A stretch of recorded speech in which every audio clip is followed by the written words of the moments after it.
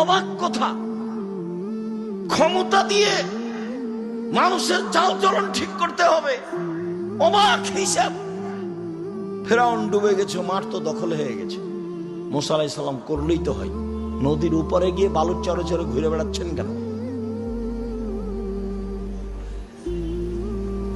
আকীদা দিয়ে, আদর্শ দিয়ে, বিদ্যা দিয়ে জাতির পরিবর্তন করতে হবে, এটা আমার দাবি। আপনার ছেলে মেয়েকে নিজের ভাষায় যেটা বলি, মানুষের মতো মানুষ। মানুষের টাকা লুটে খেলো, তখনও মানুষের মতো মানুষ। মানুষকে জেল হাজতে দিল, তখনও মানুষের মতো মানুষ।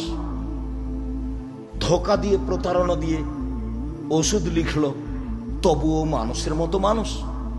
ইঞ্জিনিয়ারের নাম দিয়ে টাকা চুরি করে নিল, তখনও মানুষের মতো মানুষ।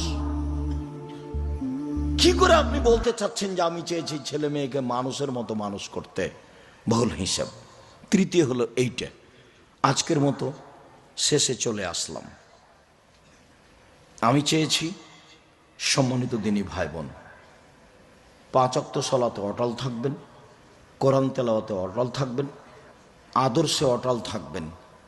আদর্শে অটল মানে সচ্ছল হই, অসচ্ছল হয়ে দান করব, সবসময় দেওয়ার হাতে থাকতে। 10 টাকা একটা কয়েন, কয়েন বুঝেন কি আপনারা? কয়েন বুঝেন? 1 টাকা, যেগুলো কাঁচা টাকা যেগুলো, সেগুলো 1 টাকা। এটা হলো 1 নাম্বার, মাথায় রাখবেন। কেন? ইবাদত হিসেবে এত শক্তিশালী পাওয়ারফুল ইবাদত পৃথিবীতে নেই, এত ক্ষমতা ধরে ইবাদত পৃথিবীতে নেই।